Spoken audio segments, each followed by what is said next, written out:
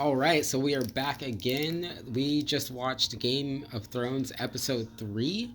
Um, we are going to go ahead and I'm actually going to ask a question because I want to kind of direct I want to kind of like set the tone for this. So, this one was called Lord Snow. Who are they talking about? Do you know who that Jon is? Snow. Yes. So, tell me, what do you think of Jon Snow given what you just saw, like the most recent update on how you feel about Jon Snow? Uh, well, he is at this wall, and he was sent there or volunteered to go there. Yeah. Which one? He more or less volunteered. It was kind of a combination, but I think it was Ned's idea, but he was really gung ho about it because he didn't really know what the wall really was. Gotcha. So we are introduced to him at this wall, and he is in this square, basically um, training with a group of other soldiers who are also at the wall. But we quickly find out that all of the other um, participants have no combat training. If they do have combat training, it's very minimal. And he is just taking all of them down. At one point, he fights two of them at the same time, and he takes them down. And the instructor, the general, whoever Yeah, is that was heading, Alistair Thorne. Alistair Thorne. Alistair Thorne. Who? Alistair Thorne. Alistair. No T, just Alistair. Alistair. Yeah. He mentions that he says specifically, none of these people are worth anything, and Jon Snow is the Least most. useless is what he said. I was getting there. Basically saying that there's a bunch of trash people around here, and you're just better than trash. Yeah. Basically. And actually, his friend says that to him also. The one who leaving, who's going. That was his uncle. That his was uncle. Benjen. Yeah. He says you're better than nothing. Basically, all these people are the worst, and you're just slightly. I don't think that that's what he meant. I think his point. I think what Benjen was saying is like no one's better than anybody, especially here. Everyone here is equal, is what Benjen was saying. Now, what Alistair Thorne was saying was what you just said, but I don't think that that's what his uncle meant. Fair enough. What I also gathered about the wall and the situation that Jon Snow is in is it's a dire situation, one that it seems like the rest of the realm has given up on. So, from what I gathered, the point of the wall is to protect from whatever is out there. Yeah. And when the wall was erected, it was in fear of the stories and the experiences that those people at the time had gone through, and that was just craziness happening, people getting murdered by these things that no one could understand what they were. Yeah. Well, it's been 1,000 years or so. 10,000. 10,000 years. And the occurrences of these mythical creatures have been going down, from what I gather. And no one seems to really believe it anymore, right, and all that. And as a result of that, there are less and less people manning this wall. Yeah. And it seems like a futile effort because the forces are so diminished, and the people that are being volunteered to go there or who are volunteering to go there aren't really fighters. They're not really soldiers, and they're not really seeing any action. Now, what's his uncle's name again? Benjen. Benjen? Yeah. He talked about wildlings. Who are they? Okay, I was wondering if you had picked up on that. I'm not going to tell you who they are, but the point is there are a group of people called the wildlings that live on the other side of the wall. And that's what I figured. I figured that they were different than the monsters. They're not. Yeah, they are not the monsters. Okay. But yeah, they're people who live on the other side of the wall who can't get back into the other side for reasons that you'll learn. And Tyrion mentions that the difference between the wildlings and everybody else on the other side of the wall is that's just where they were when the wall went. Yeah. The main difference about them that I'll tell you is that they don't like pledge any loyalty to Robert, basically. Gotcha. Fair enough. Okay, cool, cool. So, what do you think about Benjen? Because he's not a character that I've always like had a huge opinion on, but like from starting fresh with the story, I just want to see what you think about him. He just seems like he's a general. He's all about protecting the wall, doing his duty. He's been given this task, and it is to protect this wall. Yeah, So he goes out every season. I don't know his whatever his patrol schedule is. yeah, He goes out and he fights these wildlings. And apparently he's a tracker and a hunter of this specific species of people. And he's got a scar on his face, so apparently he's run into one or two of them at one point, and they've done some damage to him as well. But it just seems that his main goal, his main focus, is to just fight these things yeah. and to keep them from getting to the wall. But that's as far as characterization. That's all that I know Okay. about him. I noticed that you seem to like Ned. Yes, So Ned, he is Ned's brother. How do you feel about him in relation to Ned? If that makes any sense. it does. I think it's too brief, and again, the only aspect of what's his name, Benjen. Benjen, is the soldier part. Yeah. As far as his nobility, And his how he kind of his relationship with John, how like as an uncle, I guess. Like I don't know. I didn't You didn't really pick up see a that lot of. it was his uncle, but Yeah. again, it was just so short. Yeah, yeah, yeah. As far as He was also in Winterfell. I don't Was know if he? you remember No. that. Yeah, he was there. He was talking to Ned, and right before Ned leaves, when he says like, "We'll talk about your mom," Mhm. like Benjamin was there during Gotcha. that scene too. So he's been around. He didn't just show up in this episode. But yeah, so I really just wanted to get quick thoughts on him. So we talked about the Night's Watch. I wrote that down, so we'll just keep going past that. I want to get into. I want to get into Joffrey really quick. I want to talk about that scene with Joffrey and Cersei. Okay. It was really weird. And the scene wasn't weird. How I felt about it. Okay. Because this show is it through 3 episodes is taking me on this ridiculous emotional roller coaster about how I feel about all of these characters. Like it changes every episode. Really? Because I really appreciated that scene from both the queen, what's her name? Cersei. Cersei, and Joffrey. And this actually spills over from the previous episode where Cersei is trying to show or project onto Joffrey how to be a king. Yeah. And that's really what the end of the episode 2 was, and what I saw in that scene is she's giving him wisdom, giving him advice, Yeah. trying to guide him on this path toward the throne. And he is getting treated for that wolf Yeah. Bite. wound Yeah. that he suffered. And he at first is whining about it, that it hurts, and he got beat up or defeated by this wolf. And his queen, what's her name? Cersei. She says no, it's a battle scar, and all kings should have battle scars. And I laughed because I was like, no, you don't get that kind of battle scar. It was a wolf. Well, the Starks, they have wolves now, so you could, Okay. But Joffrey reinforced that, and he said, no, I got attacked by a wolf and a girl. This doesn't count as a battle scar. And I was like, yes, you nailed it.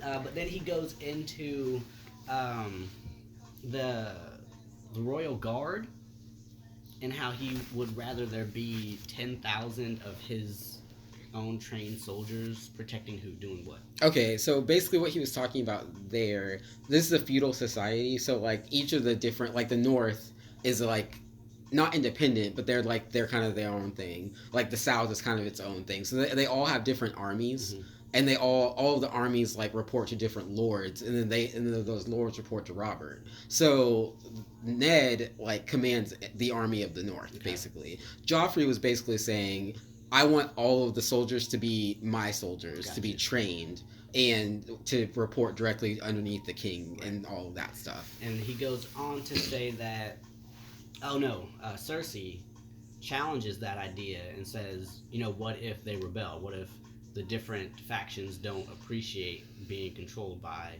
you and this one army. And what if they revolt? And Note that she was talking about the North in particular because that's important. yes, getting Okay. there. And he says, you know, I'm not asking them to do this.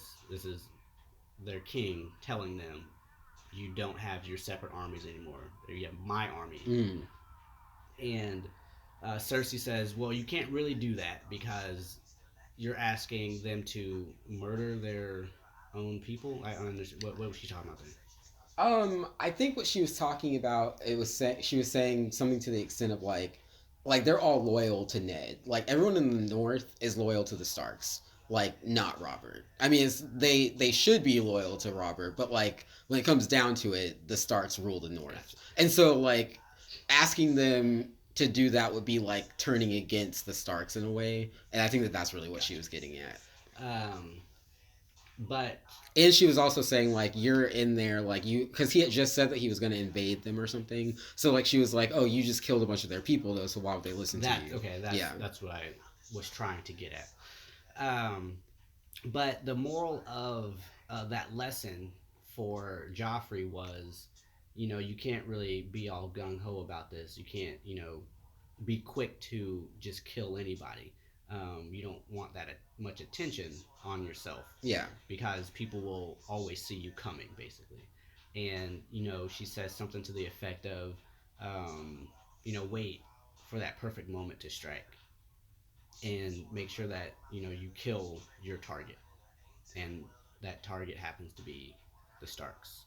And there's some hatred that I'm gonna get into later because it comes up again. hatred. Your hatred to the No, character. no, no, no. Oh, There's this animosity between the Starks, the Lannisters. Maybe just be those two okay. that I don't understand. And I think they were talking about it in the last episode that I missed, at the when Robert and Ned were at that picnic table Yeah, talking. So something there that I missed, and it I did don't go. think you missed that Gotcha. unless you're talking about the Targaryens. All of them. Yeah, Okay, there's gotcha. something going You are on. missing something with the Okay, Targaryens. That's huge, and gotcha, I might tell you today. gotcha. And I think Robert goes into it later. Yeah, But again, it because was it they've was like fun. pretty explicitly told you in this episode. That's why I might say Gotcha. something about it. But we'll get to the end and then Yeah. we'll see. What was I saying? Cersei is basically setting up Joffrey, putting it into his head that at some point he's gonna have to overthrow these Starks because they're in the way. Oh, okay, you're thinking she's going that far? Okay. So, what did you think about her? Because like this calls back to something you literally said in like the second episode when you started to not like Cersei. What did you feel? How did you feel about her being like everyone who isn't us is an enemy? Yeah, it was pretty clear in the last episode that she really just wanted everybody out of the way. And I wouldn't say that it's satisfying to have heard her say this, but it was funny. It was like I got a chuckle out of it because I was half joking, and then she literally just said it. She said it almost verbatim. That's why when you said that in the last review, I was like, "That's so funny," because she does literally think that. Like, That I did. I didn't know if chuckle. it was quite this episode where she said it, Gotcha. but yeah. So yeah, I thought that that was really funny, and like even out of the context of you having predicted it, that's just one of those little like small characterizations of Cersei that really shows you like who she is and what Right. kind of game she's playing. And Joffrey, and it's kind of interesting to see. Oh, okay. So now that we're talking about the two of them, how do you feel about the three of them, Joffrey, Robert, and Cersei, like that family? the the three of them were never together in this episode. Yeah, But as I mentioned in episode 2, Robert, he doesn't really take as seriously Joffrey's ascension and the family's importance over the realm yeah, as Cersei does. yeah, Robert he's a very jovial person. He's still Santa Claus. He's just really he's just having fun out there. He's just drinking, eating, sleeping with everybody. Did your thoughts on Robert evolve in this episode? They or did a okay, little bit okay. towards the end when he was in his chair talking to the other Lannisters. Hmm. Um, but it doesn't seem as though up until this point we haven't gotten to that later scene. So up until this point, it doesn't seem as though he is really focused on his wife or his child. Yeah. And whatever role they play in him ruling over the realm. Yeah. He just understands that he's in that position and everybody bows to him and he's going to do whatever he wants to. Yeah. And also be buddies with Ned. That's Those really what he's all about. Right? It's like ruling the kingdom and hanging out with Yeah. Ned. Those are his two. That's pretty much what Yeah, he's doing. those right are now. those are his two things. Yeah. But yeah, and it's so funny because like there are like more strikingly obviously likable characters like Ned. But then Robert is just there, like having a great Yeah. time, and it's nice, you Yeah, know. he's just- This is like everybody's super serious in this show, Right. like trying to figure out murder plots and like all kinds of other stuff, like trying to keep their daughters from their wolves from dying and Right. things like that. And Robert's just like, give me some wine, Right. Like, and Like- so- He's just partying it up. I'm not mad at him. No, yeah, I do like that about Robert. But I also do understand how he's very hard to take seriously. Yeah. When everybody else is being so There's- serious. yeah. Yeah. Especially when he's got like the juxtaposition between him and Cersei is just hilarious. It is. Yeah, and I noticed that immediately. And at first, it was upsetting because, like, Cersei, like I said, is at 100, and Robert is probably at like a 12 or something. He's just chilling. He's just relaxing, and Cersei's trying to just murder everybody so that Joffrey can sit on this throne. So you're seeing like an angle with her and Joffrey. Oh, You think yeah. she's doing something there? Oh, yeah. Okay. And I knew she was up to something in the last one. Yeah. Even aside from her needing to kill Bran, Yeah. I knew that there was something going on. I- In the first episode when she was talking to Sansa. Yeah. So basically, like everything she does, she has some sort of ulterior Right. motive. It might not be the same thing at any given moment, but she's always trying to do She's something. plotting something. I'm glad that you mentioned killing Bran because Jamie and Cersei talked about that, and that was the next thing I wanted to talk about. How is it watching these two relationships? Because you see Cersei and you see her with her husband, and then you see like later she's just like in this actual relationship with her brother, and like what do you feel about like her real marriage and her real relationship, if that makes sense? It does, and it could be a fictionalization of how some families actually interact. And I'm talking about the most extreme Yeah. to the perversion, Yeah. where family members are closer to each other than people outside the family. Yeah. So much so that they become romantic relationships. Mm. And that's what I see here. Not only is that culture, well, incestuous, but they're brother and sister, and they are royalty. Mm. And they are trying to, and this is probably not what's happening in the show, and I don't know that, but they're trying to keep, or what it seems to me, the bloodline pure. That's what it looks like. Okay. And that's how the relationship started. They got this idea in their head, like only the Lannisters know how to rule. And if we're going to continue our rule, then we can't let anybody outside this family take up the throne, basically. So what are you implying with that? That the reason that their relationship is so strong is because they don't trust anybody outside of their own family. Oh, okay. I see what you're saying. So, and that's why she isn't as close to her actual husband, because she doesn't really respect him like she does her own family. Mm. Her last name means a lot more to her Yeah. than anybody else's, let alone Robert, even though he's the king. Yeah. Again, ulterior motive. Apparently, she plans to oust him, to just cut his throat too. Where did you get that idea? Just from me talking about the relationship between her and Jamie. Oh, gotcha. So, and again, that relationship she has with Jamie juxtaposed to her relationship with Robert. Yeah. It doesn't seem as though she cares about Robert or his well being or how he rules. Yeah. She doesn't talk to Robert like she talks to Joffrey. Yeah.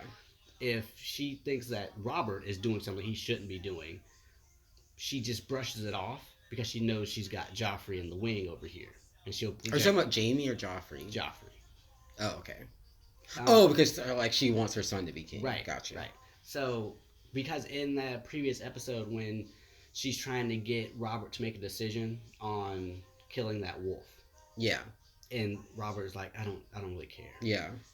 And she wants retribution. She wants punishment. She wants a show of strength from the family. Mm. And Robert didn't give that to her, but she didn't really care.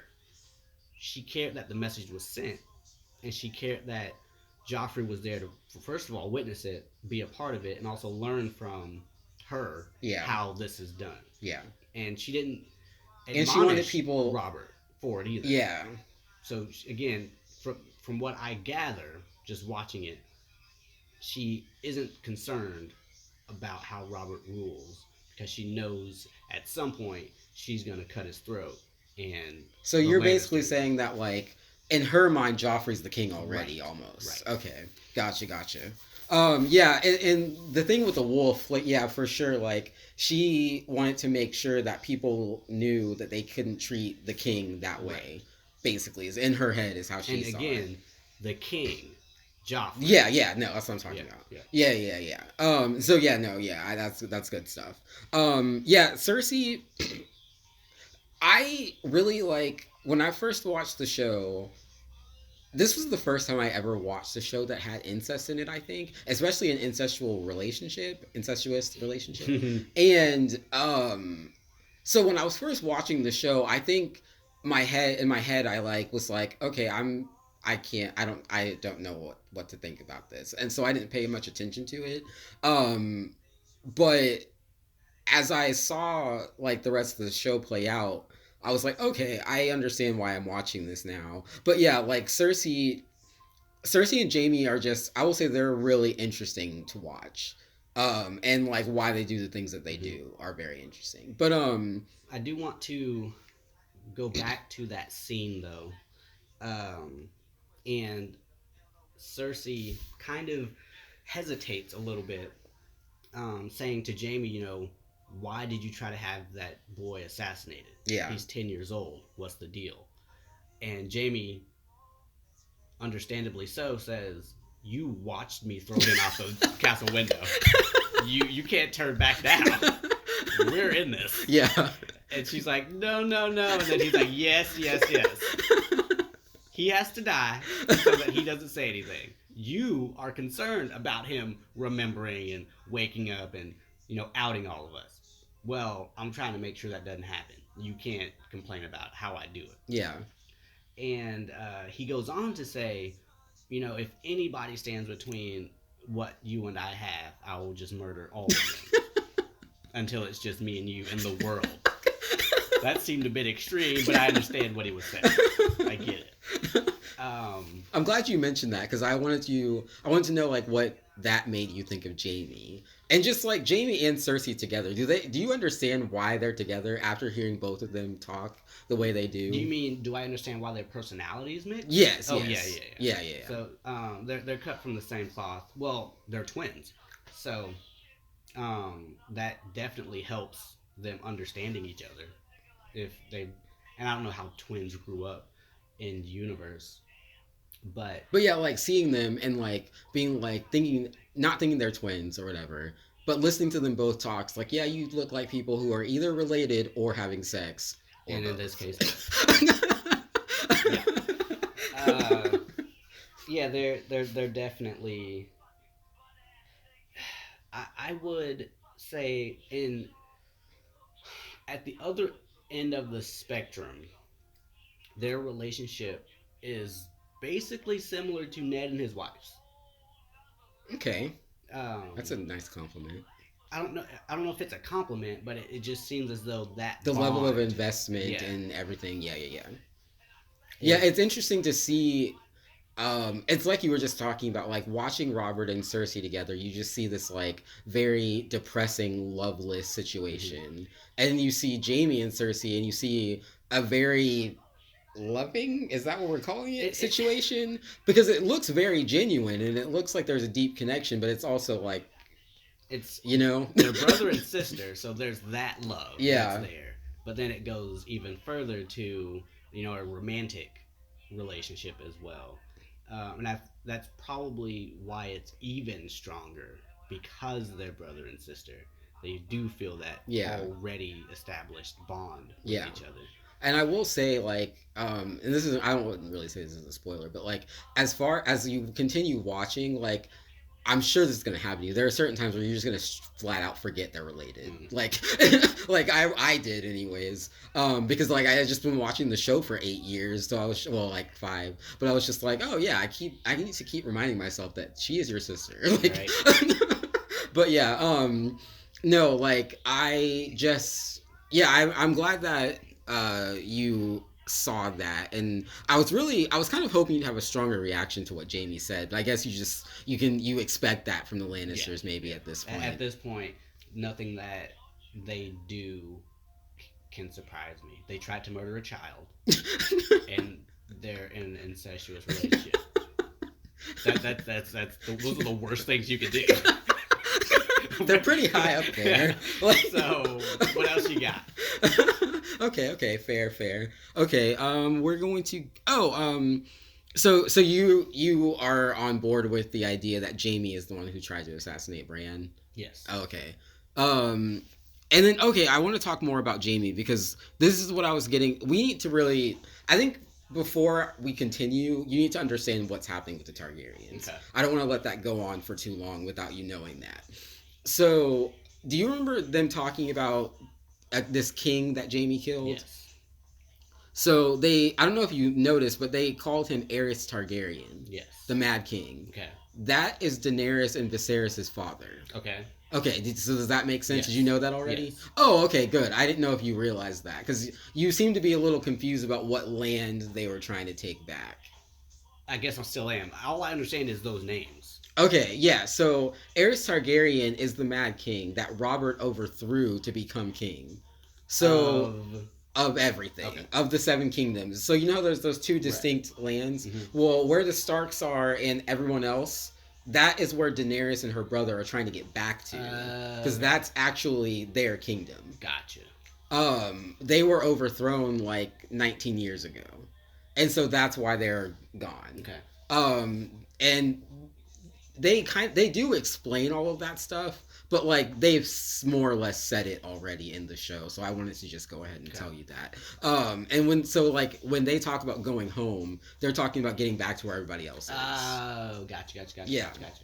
Okay, so now I guess that that helps. Okay, what is Robert's investment in that then? Okay, Robert overthrew their father. Jamie killed him. Jamie killed the Mad King, Okay. and Daenerys and her brother fled across the sea Right. afterward. Right. He's afraid that because Daenerys is married now to this horse lord, she's gonna bring all of them back and try to take the kingdom back. Okay. Which is exactly what they're trying to do. Okay. So who is this lady that was killed? Who was Ned's sister? I will let the show talk about Ah, that. okay. Fair enough. Okay.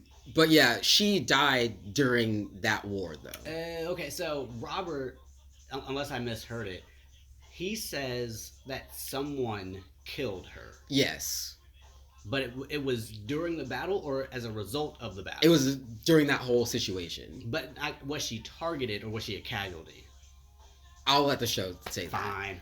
But it's what I will say is yeah, she died as a result of whatever happened. Okay, that's fine. Is what I'll say. And Robert's super salty about it still. Gotcha. Okay, so let's see. Okay, so there were two characters who were pretty important that were introduced. I want to talk about the sneaky brothel keeper guy. Okay. So did you feel anything about him at all? Here's what's interesting. I felt about the actor, not Oh, necessarily because the character. you know him from other I've things. seen him in other things, and he acts differently. He was really annoying in this show. Really? Yeah. I wanted to smack whatever that gross facial hair was off his face. He looked like an idiot. He acted like an idiot, and I couldn't take seriously what his role was until the very end when what's Ned, no his wife, Catelyn, what's her name, Catelyn. Catelyn, Yeah. when she says he's basically a brother and they're dearest of friends, fine. um but even then she seems to be easily annoyed by him. Ned wants to kill him. Ned hates him. I don't know why, but Ned is not having any of his He nonsense. kind of said why. I missed it. He was talking to Kat and he was like he still loves you, and she said does he? That's who he was talking about? Yeah. Oh. I thought they were talking about John for some reason. No. Gotcha. Okay, fair She enough. wouldn't care if John It's loved interesting her. because I saw that. You saw that you thought I there. thought there was something Yeah, going yeah. on. Okay. That makes sense now. But he runs his brothel. His sword is the one that was used in the assassination attempt on Bran. Yeah. He lost the sword in a bet to Tyrion Lannister.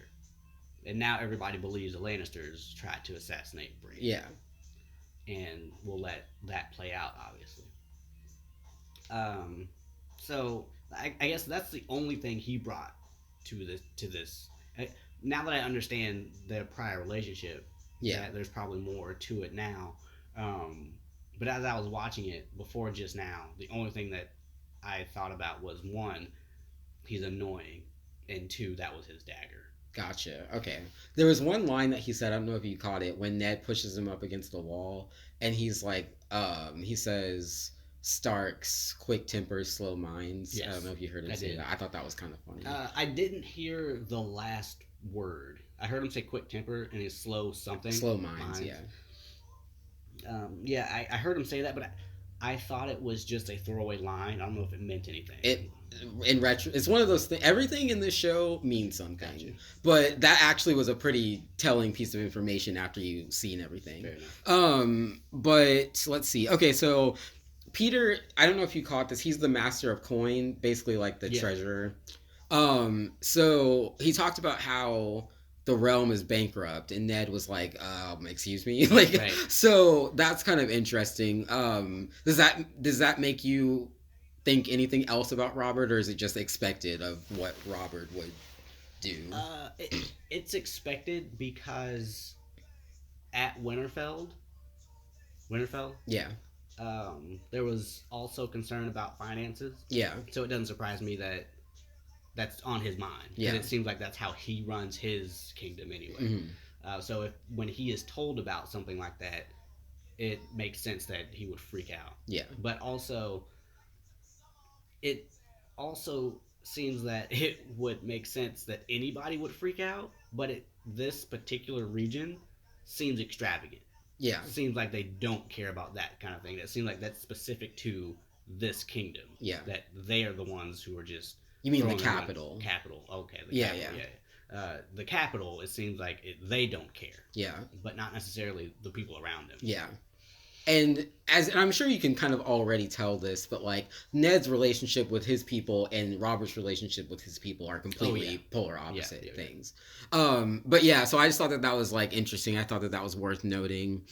I wrote down another character, but I thought that there's a scene that I thought he was going to have in this episode that wasn't in it. So Gotcha. we'll talk about him next time. I want to talk about the bald guy now. Did you get any? The information guy. Yeah. He just knows stuff. Okay, he didn't really. They didn't go into him very much. Him and the sneaky guy that we just talked about were kind of like the two most important characters who were introduced in this episode. let's see. I want to talk about now Arya. Mm-hmm. And then actually, I want to talk about Arya, and then I want to get back into Joffrey a little bit because I want to talk about Sansa. But let's talk about Arya, and let's talk about the talk she had with Ned about the sword and the ending with her and her dancing teacher.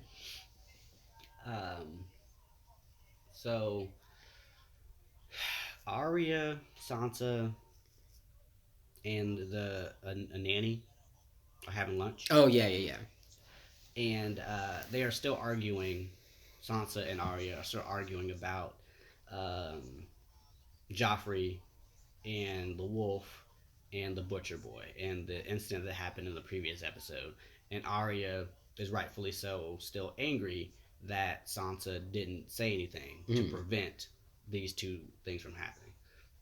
And they bicker back and forth. Arya gets up and leaves. Ned walks in and he gives a doll to Sansa. And Sansa's like, I'm an adult now. I'm gonna play with dolls. I'm gonna go to my room. She gets up and she leaves.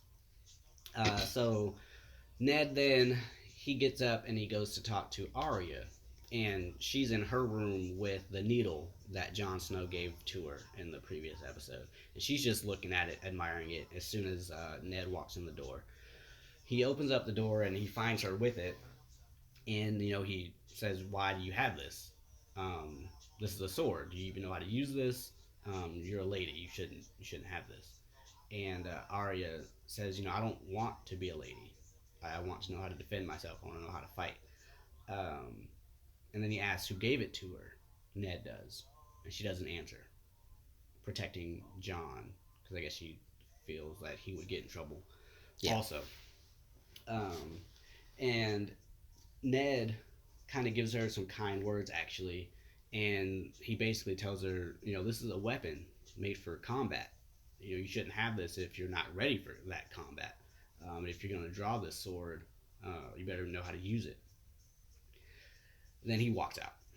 So did you like how Ned kind of came around to it instead of just being like, Yes, and there's more to that in the scene at the end. yeah, She is training with what Syrio. was his title? This the first sword of Bravos. And we will go to Bravos. Don't worry. I can't wait. I already don't know where we already been, so I can't wait to go to new places. So she's in a courtyard, and he has these two wooden swords, and he basically says, you're gonna come here every day, every morning, and I'm gonna train you on how to use this sword, how to sword fight properly. He wants her to, be very refined, give her good technique. She's very crude. Obviously, she's never held a sword. She's been fighting with sticks, basically. Um, so he, they go back and forth, and he's telling her how to grip it, how to hold it, giving her pointers and tips on how to be a sword fighter. And Ned walks up, and he is in the background. Neither of the two who are fighting recognize that he's there, and he just looks on and he sees the growth that she's going through. He sees that she is going to be serious with this sword at some point, and there's this look of simultaneous fright and pride. He's like, "Yes, you're gonna kill some people, and I can't wait. But you're my daughter, and you might get killed yourself." Yeah, see, that's probably what it was, because even knowing the entire story, I was still kind of wondering just now like what he was thinking. Because he was looking at her and he was like you saw the pride at first and then it changed and I Mhm. wasn't sure if it was like wow you're better at that than I thought you would be or wow like you could get Yeah. hurt or I didn't really And then know what it those two was. things tie in together because Yeah. as she gets better, there's going to be more Yeah. opportunities for her to get hurt. I think it was also a matter of like I think it was a larger scale thing of like he was noticing that all of the things that were happening with his family, his son was almost killed twice. His wife is just kind of roaming about the kingdoms, like trying to figure out who killed their son. His daughter is going to be married to the king, and he doesn't know how to feel about this Right. king. And Arya wants to be a sword fighter. So I think his whole life just changed within like 2 weeks, Right. and he was just like, "What is going on?" Yeah. I think it was something bigger like that. I think. But yeah, now I want to talk about Sansa because Cersei said something about this in her conversation with Joffrey, and Ned said something Hmm. about this when he talked to Arya about how it's easy for Arya to stand up and defend her friend, but Sansa also has to marry this person, and they don't know much about them yet. None of them know much about any of them, like any of each other at all yet. And so I liked the fact that he like gave Arya that other perspective Right. that she wasn't going to be able to see on her own because yes, like Sansa, as dim-witted as she may have been being, or as like sneaky or whatever as she may have been being, like she was thinking about the long game. Like her future is with this person, Right. so like she couldn't just be like, yeah, screw that Yeah. guy. And also, Sansa's kind of thinking along similar lines to Cersei, not even as far as like her marrying Joffrey, but like as far as if he's the king one day, I don't really want to be on his bad side Right. already, you Right. know? So, I mean, there was even though Sansa kind of came across as being like really childish, she was actually acting like fairly mature in what she was doing. I don't know. That was the way that I perceived it, anyways. No, I mean, I don't know if there's any other way to perceive it because, as you said, two characters in the show tell you that's what's going Yeah. on.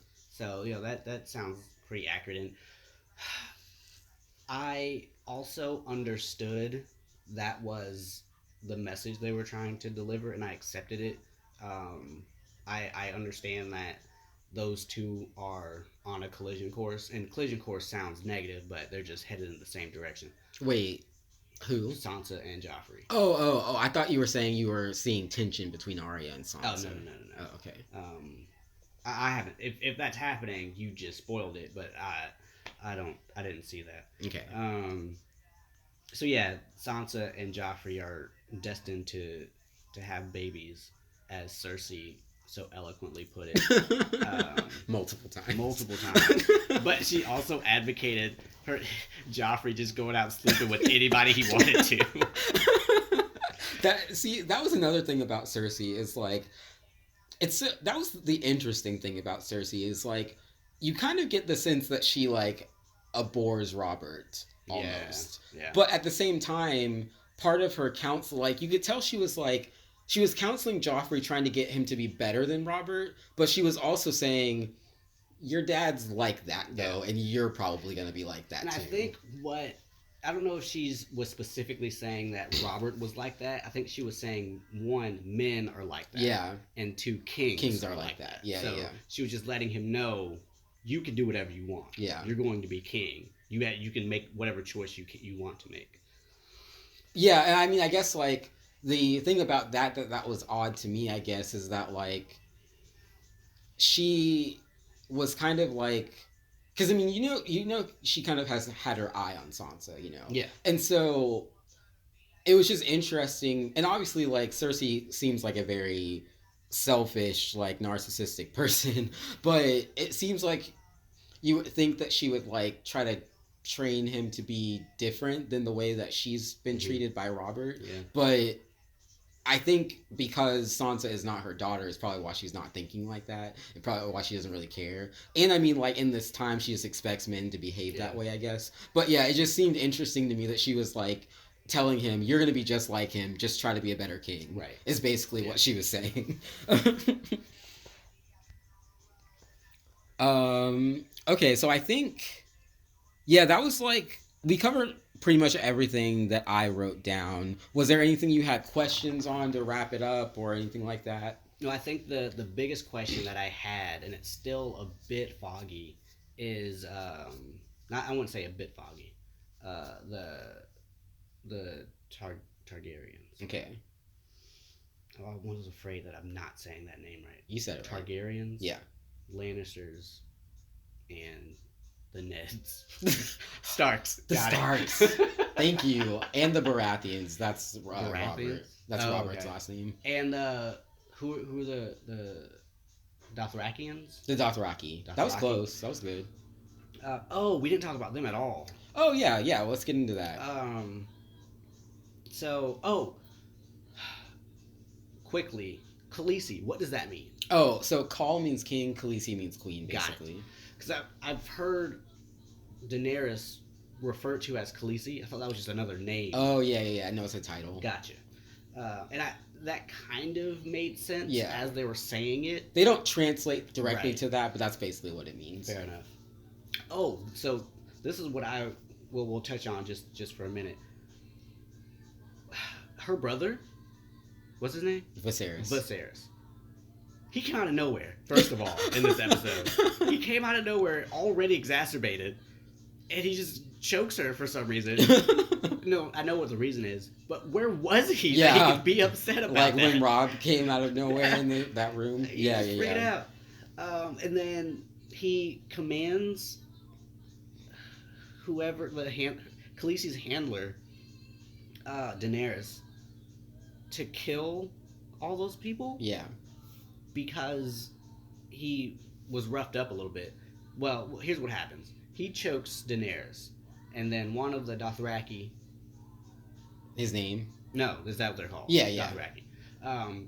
Puts him in a chokehold with his whip and just throws him to the ground and is strangling him basically. And Khaleesi has to finally say, "Tell him to let him up," because she can't speak the language. So he gets up and is upset, and he's like, "They have to pay for this.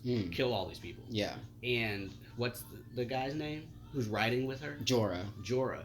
He kind of just brushes him off and points to Daenerys like, "Hey, what are we going to do? Yeah. Should we go back?" Just completely ignores him. So what was the miscommunication there? What is Viserys' misunderstanding about what's actually happening? Everything. Oh, okay. So I mean, technically, so he sold her to Khal Drogo, expecting her to kind of just be like a slave wife, and clearly she's not really doing that. She's becoming queen. Yeah. Oh, okay. And so he wasn't expecting that at all, and so Fair basically that's what's happening. Okay. We also learn that she's pregnant. Yes. Or they believe she's pregnant. She might be pregnant. But that is big news that is talked about. Yeah. So yeah, that was good stuff. I totally can't believe we skipped all over Daenerys' story there. Yeah, she.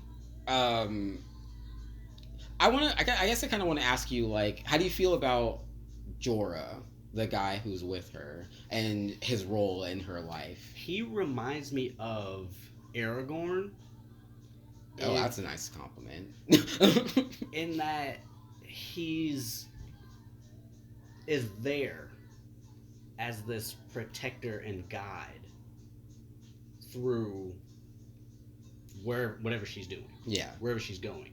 And when news comes to him that she's pregnant, he's like, this is a message that needs to be delivered somewhere. Yeah. And he rides off into the night to go tell whomever he's going to go tell. But he's very mysterious for me right now. And Aragorn the Ranger was that too. Gotcha. He just was there. He looked like he was strong. He could fight. He was talking to one of the other Dothraki about the sword and different fighting styles. Yeah. And how armor slows you down and stuff. So he understands combat and war, and again how to fight on different fighting styles, being on a horse versus on the ground, and the different types of weapons that can be used. So he's very Ranger-esque in that way for me, and that's all really. That's interesting. Benjen seems like Aragorn to me. I mean, just probably because he looks like him. Maybe. But and he's a ranger, literally, in this show. I did notice that he did use that term. Yeah. But no, as far as Jorah goes, I want to remind you why he's over there. Do you know? No, not at all. because he was exiled from the Seven I Kingdoms by did Ned. hear that, and Yeah, I didn't. It didn't. I don't know why, but it wasn't important for me to care. gotcha. It is important. Gotcha. So Ned exiled him because he used to sell slaves. Uh, Now that you say that, I Yeah. remember that too. But for some reason, it just didn't register as something I should. Gotcha. Yes, that's an important piece of Gotcha. fact. Okay, yeah, so I think we covered everything pretty well. That was episode 3, everybody, and um I think, yeah, do you have any last final thoughts? No. Other than the show is, it's good, and not that I was expecting it to be bad. And my reluctance to watch it had nothing to do with how I felt the quality of the show would Yeah. be. But it's a very good show. Gotcha. That's good. That's good. That is always good to hear from a man of winter with this sweet summer child here. So, I don't know what that means. everybody listening to it knows what it means. So, thank you guys for tuning in. Remember to like, comment, and subscribe if you will. And we will see you guys next week for episode 4.